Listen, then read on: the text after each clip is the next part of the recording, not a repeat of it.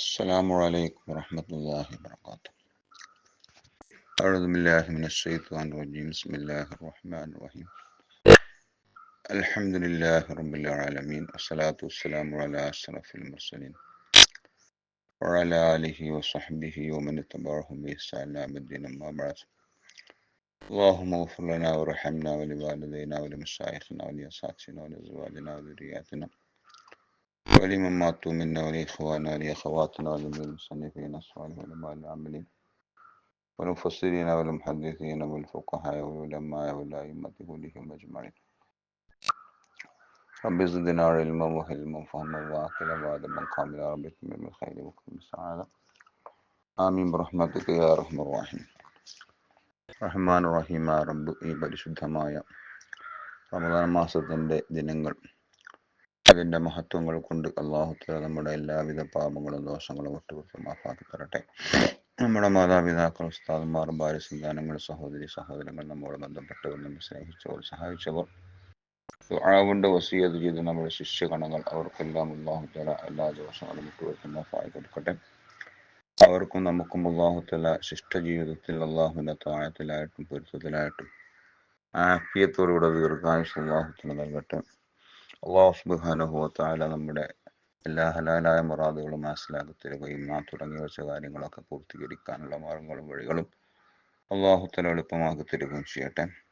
അല്ലാഹു സുബ്ഹാനഹു വ തആല നമ്മുടെ കുടുംബത്തിലും നമ്മുടെ ഭാര്യ മക്കളിലും നമ്മുടെ ബിസിനസ്സിലും നമ്മുടെ തൊഴിലിലും നമ്മുടെ ഇബാദത്തുകളിലും നമ്മുടെ ശരീരങ്ങളിലും നമ്മോട് ബന്ധപ്പെട്ട എല്ലാ കാര്യങ്ങളും അല്ലാഹു ഖൈറും ബർക്കത്തും റാഹത്തും പ്രദാനം ചെയ്യട്ടെ. അല്ലാഹു സുബ്ഹാനഹു വ തആല നമ്മിൽ നിന്ന് മരണപ്പെട്ടു പോയവർക്ക് അവരുടെ ബർസഖിയായ ജീവിതം അല്ലാഹു സുഖകരമായി കൊടുക്കട്ടെ. അവരെയും നമ്മി അല്ലാഹുവിൻ്റെ ജന്നത്തുൽ ഫിർദൗസിൽ ഒരുമിച്ച് കഴിക്കട്ടെ. അല്ലാഹു സുബ്ഹാനഹു വ തആല ഗൾഫിലെ സഹോദരന്മാർക്കും നമ്മുടെ മക്കൾക്കുള്ള എല്ലാ പ്രതിസന്ധികളും പെട്ടെന്ന് തീർത്ത് അവർക്കെല്ലാം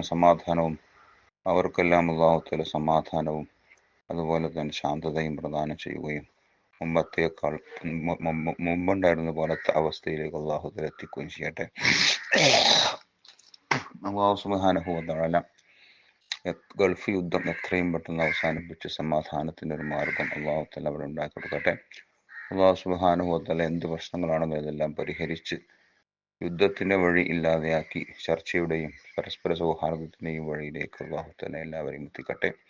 അല്ലാഹു സുബ്ഹാനഹു വ തആല എല്ലാ കാര്യങ്ങളും ഖൈറും റാഹത്തുമാക്കുകയും നമ്മുടെ എല്ലാവരുടെയും ആഖിബത്തും ഖാതിമത്തും അല്ലാഹു നന്നാക്കി തരികയും ചെയ്യട്ടെ. ആമീൻ റഹ്മത്തിക യാ റഹ്മർ റഹീം. പ്രിയമുള്ള സ്നേഹിതന്മാരെ, സുഹൃത്തുക്കളെ, പണ്ഡിതന്മാരെ, സാദാത്തികൾ, ഇന്നലത്തെ ക്ലാസ്സിൽ നമ്മൾ പറഞ്ഞു വന്നത് എപ്പോഴാണ് നോമ്പ് നിർബന്ധമാവുക എന്നതാണ്. അതിനുശേഷം പിന്നെ നമ്മൾ പറഞ്ഞത് നോമ്പിന് 3 കാര്യങ്ങളുണ്ട്. ഒന്ന് സിഹത്ത്, മറ്റൊന്ന് കബൂല്, മറ്റൊന്ന് കമാൽ. അതിൽ സിഹത്തിന് നോമ്പ് സഹിയാവണമെങ്കിൽ നോമ്പിൻ്റെ ഷർത്തുകളും ഫറളുകളും പാലിച്ചിരിക്കണം, സൂക്ഷിച്ചിരിക്കണം. അതിൽ നോമ്പിൻ്റെ ഷർത്തുകളാണ് ഇന്നലെ നമ്മൾ പറഞ്ഞത്. നോമ്പിൻ്റെ ഷർത്തുകളിൽ ഇസ്ലാമു വല്ലാഖിലു വന്നക്കാവു 3 ഷർത്തുകളാണ് നോമ്പിനുള്ളതെന്നും അതിൻ്റെ ചെറിയൊരു വിശദീകരണവുമാണ് ഇന്നലെ നമ്മൾ പറഞ്ഞു വച്ചത്. ഇന്ന് നമുക്കിനി ചർച്ച ചെയ്യാനുള്ളത് ബാക്കിയുള്ള ഭാഗം നോമ്പിൻ്റെ ഫറളുകളെ സംബന്ധിച്ചാണ്. അർക്കാനു സൂമി, നോമ്പിൻ്റെ ഫറളുകൾ അധികമൊന്നുമില്ല, ഇഹ്നാനി 2 ഉള്ളൂ. നോമ്പിൻ്റെ ഫറളുകൾ 2ആണ്. അതിൽ ഒന്നാമത്തെ ഫറള് എല്ലാ ഇബാദത്തുകളെ പോലെ തന്നെ നിയ്യത്ത് ചെയ്യലാണ് ഒന്നാമത്തെ ഫറള്. ഇന്നമൽ അഅ്മാലു ബിന്നിയാത്തി, എല്ലാ അമലുകളെയും അല്ലാഹു തആല പരിഗണിക്കുകയും സഹിയാവുകയും ചെയ്യുക നിയ്യത്തുകളെ കൊണ്ടാണെന്ന് അഷ്റഫുൽ ഖൽഖ് റസൂലുള്ളാഹി സ്വല്ലല്ലാഹു അലൈഹി വസല്ലം നമ്മളെ പഠിപ്പിച്ചിട്ടുണ്ടല്ലോ. അപ്പോൾ ഒന്നാമത്തെ ഫറള് നിയ്യത്താണ്. ഈ നിയ്യത്തിൽ എന്തെല്ലാം നിർബന്ധമാകും? നിയ്യത്തിൽ ചില കാര്യങ്ങൾ നിർബന്ധമാണ്. 3 കാര്യങ്ങൾ നിർബന്ധമുണ്ട്. അതിൽ ഒന്നാമത്തെ കാര്യം തഅയീനുല്ലഹ, ഇന്ന നോമ്പാണെന്ന് നിയ്യത്തിൽ തഅയീനാക്കണം. ഇന്ന നോമ്പാണെന്ന് നിയ്യത്തിൽ നിർണയിച്ച് അവൻ കരുതണം. നിയ്യത്ത് മനസ്സിൽ കരുതലാണ് നിർബന്ധമാവുക. വായ കൊണ്ട് ഉച്ചരിക്കലും പറയലും സുന്നത്തുണ്ട്. അതുപോലെ തന്നെ നമ്മുടെ നിയ്യത്ത് നോമ്പ് തുറന്ന ഉടനെ തന്നെ നമ്മൾ നിയ്യത്ത് ചെയ്യലാണ് ഏറ്റവും നല്ലത്. അങ്ങനെ നിയ്യത്ത് ചെയ്ത ആള് പിന്നീട് നമ്മൾ തറാവീഹിന് ശേഷമൊക്കെ നിയ്യത്ത് ചെയ്യാൻ അങ്ങനെയാലും കുഴപ്പമൊന്നുമില്ല. ഉറങ്ങുകയോ അല്ലെങ്കിൽ മറ്റു കാര്യങ്ങളൊക്കെ നോമ്പ് മുറിയുന്ന കാര്യങ്ങളൊക്കെ ചെയ്തിട്ടുണ്ടെങ്കിൽ രണ്ടാമത് നിയ്യത്ത് മടക്കേണ്ടതില്ല, നിർബന്ധമില്ല. എങ്കിലും നിയ്യത്തൊന്ന് മടക്കൽ സുന്നത്തുണ്ട്. രാത്രിയുടെ ആദ്യത്തിൽ ചെയ്ത നിയ്യത്ത് മടക്കൽ എന്തുണ്ട്? സുന്നത്തുണ്ട്. അപ്പൊ അത്താഴ സമയത്ത് അത്താഴം കഴിച്ചതിന് ശേഷമൊക്കെ തറാവീഹിന് ശേഷം നമ്മൾ നിയ്യത്ത് ചെയ്തിട്ടുണ്ടെങ്കിലും അല്ലെങ്കിൽ നോമ്പ് തുറന്ന ഉടനെ നിയ്യത്ത് ചെയ്തിട്ടുണ്ടെങ്കിലും ആ നിയ്യത്ത് ഒന്നും കൂടി ആവർത്തിച്ച് നിയ്യത്ത് ചെയ്യൽ സുന്നത്തുണ്ട്, നിർബന്ധമില്ല. ഒന്നാമത്തെ നിയ്യത്താണ് എല്ലാ ഇബാദത്തുകൾക്കും പ്രധാനമായ ഒന്നാമത്തെ ഫർദ് നിയ്യത്തായിരിക്കും. ആ നിയ്യത്തിൽ 3 കാര്യമാണ് നിർബന്ധം എന്ന് പറഞ്ഞത്. ഒന്ന് തഴീൻ, ഇന്ന നോമ്പാണെന്ന് നിർണിതമാക്കുക. റമദാനാണെങ്കിൽ റമദാന്റെ ഫർദായ നോമ്പ് എന്ന് കരുതുക. അല്ല ഖളാ വീട്ടലാണെങ്കിൽ ഖളാ വീട്ടാണെന്ന് കരുതുക. അല്ല അത് നേർച്ച നോമ്പാണെങ്കിൽ നേർച്ച എന്ന് പ്രത്യേകം കരുതുക. കഫാറത്തിന് നോമ്പാണെങ്കിൽ കഫാറത്തിന് പ്രത്യേകം കരുതുക.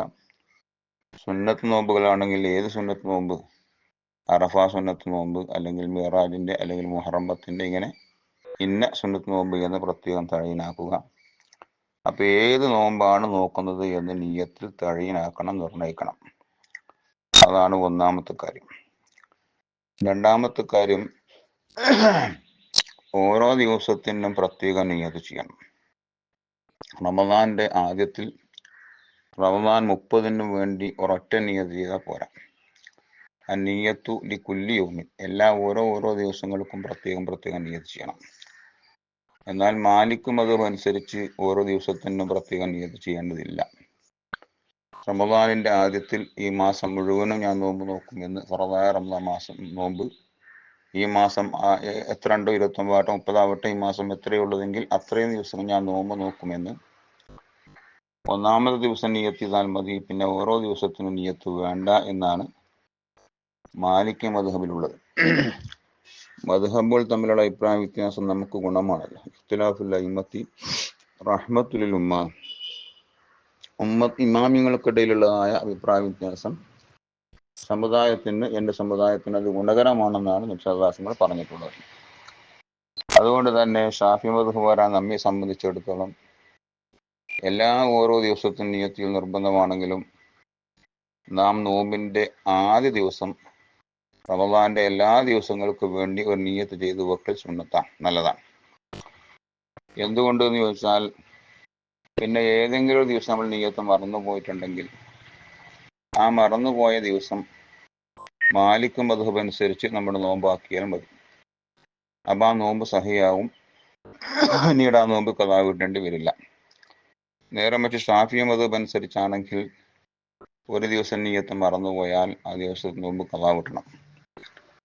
മാലിക് മദ്ഹബ് ആണെങ്കിലോ തുടക്കത്തിലുള്ള ആ നിയ്യത്ത് തന്നെ അവനിക്ക് മതിയാവും. അപ്പോൾ ഒരു ദിവസം നിയ്യത്ത് മറന്നുപോയാൽ അന്ന് മാലിക് മദ്ഹബ് അനുസരിച്ചിട്ടാണ് എന്റെ നോമ്പ് എന്നവൻ അറിഞ്ഞാൽ മതി, അറിയാമെന്ന് കരുതിയാൽ മതി, അങ്ങനെ കരുതിയാൽ മതി.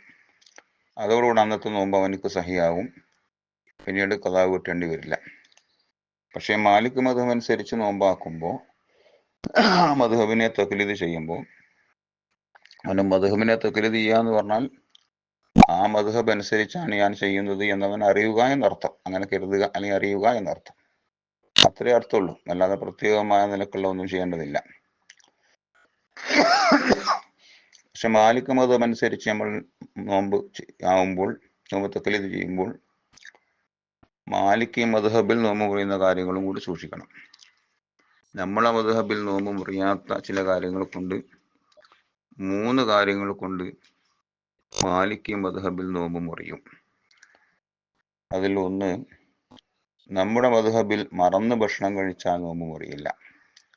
പക്ഷെ മാലിക് മദ്ഹബിൽ മറന്ന് ഭക്ഷണം കഴിച്ചാലും നോമ്പ് മുറിയും എന്നാണ്. രണ്ടാമത്തേത്, കണ്ണിൽ സുറുമയിടുകയോ മരുന്ന് ഉപയോഗിക്കുകയോ ഒക്കെ ചെയ്താൽ നമ്മുടെ മദ്ഹബിൽ നോമ്പ് മുറിയില്ല. മാലിക് മദ്ഹബിൽ കണ്ണിൽ സുറുമയിടുക അല്ലെങ്കിൽ മരുന്നൊഴിക്കുക പോലത്തെ കാര്യങ്ങൾ ചെയ്താൽ നോമ്പ് മുറിയും. മൂന്നാമത്തെ കാര്യം, നമ്മുടെ മദ്ഹബിൽ മതി പുറപ്പെട്ടാൽ അഥവാ മനീയ് പുറപ്പെടുന്നതിന്റെ മുമ്പായിട്ട് വികാരം തുടങ്ങി വരുന്ന സമയത്ത്, ഇളകി വരുന്ന സമയത്ത് വരുന്ന ഒരു മതജലമുണ്ട്, മതിയ്. ആ മതിയ് പുറപ്പെട്ടാൽ നമ്മുടെ മദ്ഹബിൽ നോമ്പ് മുറിയില്ല. പക്ഷെ മാലിക് മദ്ഹബ് അനുസരിച്ച് നോമ്പ് മുറിയും. ഇങ്ങനെ 3 കാര്യങ്ങളിൽ വ്യത്യാസമുണ്ട് നമ്മുടെ മദ്ഹബും മാലിക് മദ്ഹബും തമ്മിൽ. അത് മാലിക് മദ്ഹബ് അനുസരിച്ച് നമ്മുടെ നോമ്പാക്കുമ്പോൾ അന്നത്തെ ദിവസം ഈ 3 കാര്യങ്ങൾ ചെയ്യുന്നതും അത് വന്നു പോകുന്നതും നമ്മൾ സൂക്ഷിക്കേണ്ടതുണ്ട്. അത്രയേ ഉള്ളൂ. ഇനിയൊരു ദിവസം നമ്മൾ നിയ്യത്ത് മറന്നുപോയി.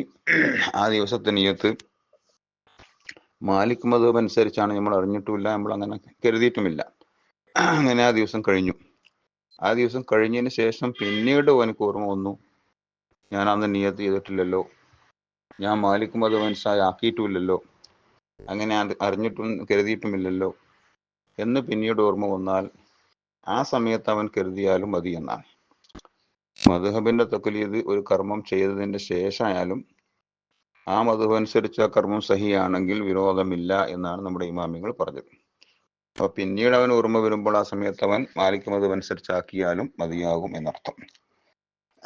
അപ്പൊ അതാണ് ഓരോ ദിവസത്തെ നിയ്യത്ത് ചെയ്യൽ നമുക്ക് നിർബന്ധമുണ്ട്, മാലിക് മദ്ഹബിൽ നിർബന്ധമില്ല. അതുപോലെ തന്നെ ഫറളായ നോമ്പാണെങ്കിൽ ഫറളായ നോമ്പിന്റെ നിയ്യത്ത് രാത്രിയിലായിരിക്കൽ നിർബന്ധമാണ് നമ്മുടെ മദ്ഹബ് അനുസരിച്ച്. തബീയത്തുൽ നിയ്യത്ത്, നിയ്യത്തിനെ തബീയത്താക്കൽ രാത്രിയാക്കൽ സുന്നത്താണ്. സുന്നത്തല്ല, നിർബന്ധമാണ് നമ്മുടെ മദ്ഹബ് അനുസരിച്ച്. അപ്പൊ നോമ്പ് തുറന്നതിന് ശേഷം സുബിഹിക്ക് ബാങ്ക് കൊടുക്കുന്നതിന് മുമ്പായിട്ട് നമ്മൾ നിയ്യത്ത് ചെയ്യണം. ഞാൻ നേരത്തെ പറഞ്ഞല്ലോ, രാത്രിയുടെ ആദ്യത്തെ നിയ്യത്ത് ചെയ്യാൻ നല്ലത്. അങ്ങനെ രാത്രി ആദ്യം നിയ്യത്ത് ചെയ്തിട്ടുണ്ടെങ്കിൽ തന്നെ ആ നിയ്യത്ത് പിന്നെ അത്താ സമയത്ത് ഒന്നും കൂടി മടക്കി ചെയ്യൽ സുന്നത്താണെന്നും പറഞ്ഞു. അപ്പൊ രാത്രിയിലായിരിക്കണം നിയ്യത്ത് നമ്മുടെ മദ്ഹബ് അനുസരിച്ച്. എന്നാൽ ഒരു ദിവസം നമ്മൾ രാത്രി നിയ്യത്ത് ചെയ്യാൻ മറന്നുപോയാലോ, അവിടെയും നമുക്ക് പ്രശ്നമുണ്ട്. അവിടെയും നമുക്കൊന്നുണ്ട്, ഇളവുണ്ട്. എങ്ങനെ? ബഹുമാനപ്പെട്ട ഹനഫി മദ്ഹബ് അനുസരിച്ച് ഫറളായ നോമ്പിന്റെ രാത്രി നിയ്യത്ത് ചെയ്യൽ നിർബന്ധമില്ല. സുന്നത്തായ നോമ്പ് പോലെ തന്നെ ഉച്ചക്ക് മുമ്പ് നിയ്യത്ത് ചെയ്താലും മതിയാകും. അപ്പൊ ഒരു ദിവസം നിയ്യത്ത് മറന്നുപോയി, ഉച്ചന്റെ മുമ്പ് നമ്മൾ ഓർമ്മിച്ചു, റമദാന്റെ തുടക്കത്തിൽ നിയ്യത്ത് ചെയ്ത് വെച്ചിട്ടുമില്ല, മാലിക് മദ്ഹബ് അനുസരിച്ച് നിയ്യത്ത് ചെയ്ത് വെച്ചിട്ടുമില്ല, ഉച്ചന്റെ മുമ്പായിട്ട് നിയ്യത്ത് മറന്ന് നമുക്ക് ഓർമ്മ വരും ചെയ്താൽ അപ്പൊ ഹനഫി മദ്ഹബ് അനുസരിച്ച് ഉച്ചന്റെ മുമ്പായിട്ട് നിയ്യത്ത് ചെയ്താൽ മതി. എന്നാൽ അന്നത്തെ നോമ്പ് സഹിയാകും.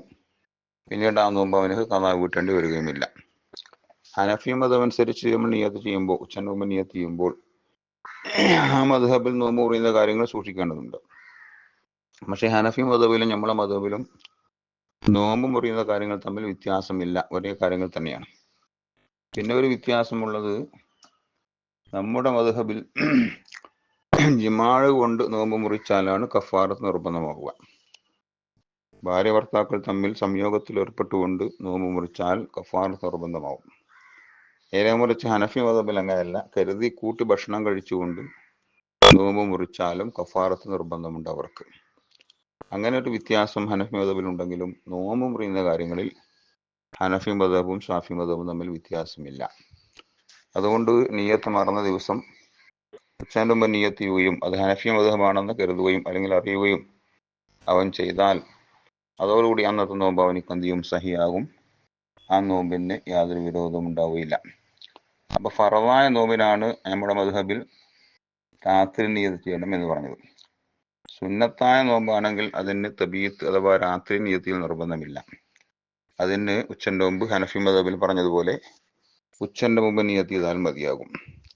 അതുകൊണ്ടാണ് നബി സല്ലല്ലാഹു അലൈഹി വസല്ലം രാവിലെ സുബ്ഹിക്ക് നിസ്കാരത്തിന് വേണ്ടി പള്ളിയിൽ പോയി സുബ്ഹി നിസ്കാരവും അനുബന്ധ ദിക്റുകളും കഴിഞ്ഞതിന് ശേഷം അള്ളാഹു റസൂൽ മടങ്ങി വന്നിട്ട് തങ്ങളുടെ വീട്ടിൽ വന്ന് വീട്ടുകാരോട് ചോദിക്കും, ഇന്ന് കഴിക്കാൻ ഇവിടെ വല്ലതും ഉണ്ടോ എന്ന്.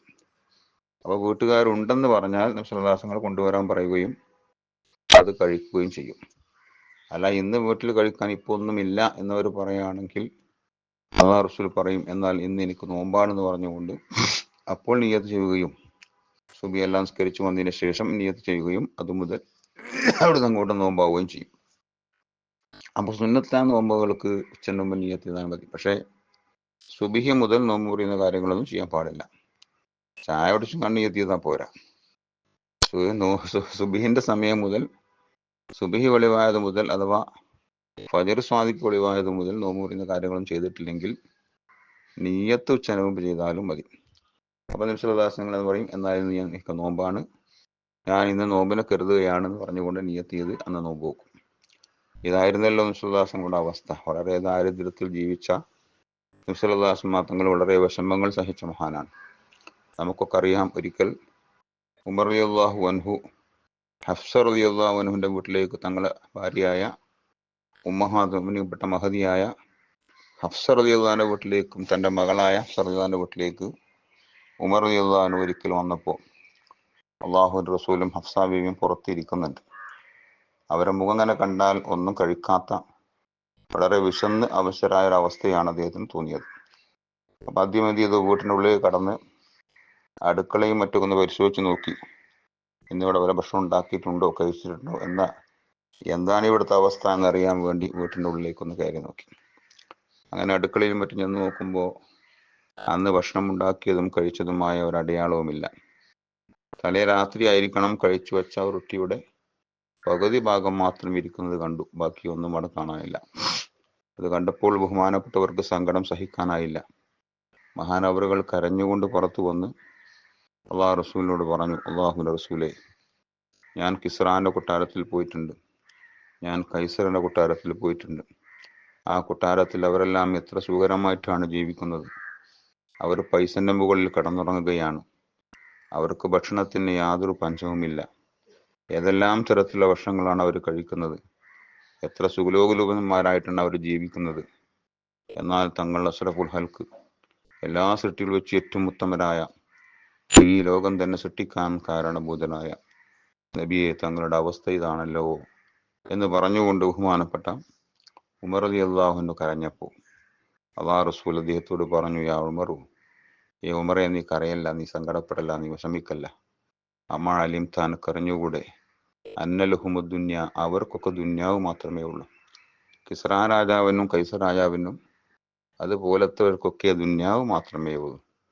അന്നലനല്ലാഹുറ, തീർച്ചയായിട്ടും പരലോകം നമുക്ക് മാത്രമാണ് ഉള്ളത്. നമുക്ക് പരലോകമാണുള്ളത്, ദുന്യാവല്ല. നമുക്ക് ദുന്യാവിൽ സുഖം വേണ്ട. ദുന്യാവിൽ നമുക്ക് വിഷമം സഹിച്ചാലും അതിൽ യാതൊരു പ്രശ്നവുമില്ല. നമുക്കുള്ളത് പരലോകമാണ്. അവർക്ക് ദുന്യാവ് മാത്രമേ ഉള്ളൂ, പരലോകമില്ലല്ലോ എന്ന് പറഞ്ഞുകൊണ്ട് അള്ളാഹു റസൂൽ സമാധാനിപ്പിക്കുകയാണ്. ഇങ്ങനത്തെ അവസ്ഥയായിരുന്നു അള്ളാഹു റസൂലിനേക്ക്. ചരിത്രത്തിൽ പറയുന്നു, നബി സല്ലല്ലാഹു അലൈഹി വസല്ലമയുടെ വീട്ടിലുണ്ടായിരുന്ന ആകെ വസ്തുക്കൾ ഒരു കട്ടില്, ഒരു പായ, ഒരു തലയിണ, വസ്ത്രങ്ങളും മറ്റും വെക്കാനുള്ള പെട്ടികൾ 2 ഭക്ഷണം പാകാൻ ചെയ്യാനുള്ള പാത്രം 1, അത് വിളമ്പി തിന്നാനും മറ്റുമുള്ള പിഞ്ഞാണം 2. ഇത്രയും സാധനങ്ങൾ മാത്രമാണ് മുസല്ലദാസങ്ങളുടെ വീട്ടിൽ ഉണ്ടായിരുന്നത് എന്ന് പറയുമ്പോൾ നമ്മുടെയൊക്കെ വീട്ടിൽ നമ്മുടെ വീട്ടിലെല്ലാം എത്രമാത്രം കാര്യങ്ങളും എത്രമാത്രം സൗകര്യങ്ങളുമാണ് ഉള്ളത് എന്ന് നമ്മളൊന്ന് ചിന്തിച്ചു നോക്കുക. അല്ലാഹുവിൻ്റെ റസൂൽ അങ്ങനെയാ ജീവിച്ചെങ്കിൽ ആ റസൂലിൻ്റെ ചര്യ പിൻപറ്റിക്കൊണ്ട് ജീവിക്കാൻ നമുക്കും ബാധ്യതയുണ്ടല്ലോ. അല്ലാഹു സുബ്ഹാനഹു വ തആല ഇന്ന് നമുക്ക് വളരെയധികം അനുഗ്രഹങ്ങളും വളരെയധികം സുഖങ്ങളും നൽകിയിരിക്കുകയാണ്. ബഹുമാനപ്പെട്ട മാലിക് ദിനാർ റളിയല്ലാഹു അൻഹു പറഞ്ഞതുപോലെ, മഹാനവറുകൾ ഒരിക്കൽ നോമ്പ് തുറക്കാൻ വേണ്ടി ഇരിക്കുമ്പോൾ അദ്ദേഹത്തിൻ്റെ മുന്നിലേക്ക് വളരെ സുഭിക്ഷമായ സുന്ദരമായ ഭക്ഷണങ്ങൾ കൊണ്ടുവന്ന് വച്ചപ്പോൾ മഹാനവറുകൾ കരഞ്ഞു. അദ്ദേഹം പറഞ്ഞു, അല്ലാഹു റസൂലെല്ലാം എങ്ങനെയാണ് ജീവിച്ചിരുന്നത്, എന്നാൽ ഇന്ന് എൻ്റെ അവസ്ഥ ഇങ്ങനെയാണെങ്കിൽ അല്ലാഹു സുബ്ഹാനഹു വ തആല നാം ചെയ്യുന്ന കർമ്മങ്ങൾക്കുള്ള പ്രതിഫലത്തിൻ്റെ ഒരു വിഹിതം നമുക്ക് ദുന്യാവിൽ വെച്ച് തന്നെ നൽകുകയാണോ? പരലോകത്തെത്തുമ്പോൾ നമ്മൾ പൂജ്യമാകുമോ, ഒന്നുമില്ലാത്തവരായി തീരുമോ എന്ന് ഞാൻ ഭയപ്പെടുകയാണെന്ന് ബഹുമാനപ്പെട്ട മാലിക് ബിൻ ദീനാർ റളിയല്ലാഹു അൻഹു പറഞ്ഞത് നാം വളരെയധികം ശ്രദ്ധിക്കേണ്ട ഒരു വാക്കാണ്. അല്ലാഹു സുബ്ഹാനഹു വ തആല ഇരു വീട്ടിൽ നമുക്ക് ഖൈർ പ്രദാനം ചെയ്യട്ടെ എന്ന് നമുക്ക് ആത്മാർത്ഥമായിട്ട് പ്രാർത്ഥിക്കാം. അല്ലാഹു സുബ്ഹാനഹു വ തആല തൗഫീഖ് ചെയ്യട്ടെ. അസ്സലാമു അലൈക്കും വറഹ്മത്തുള്ളാഹി.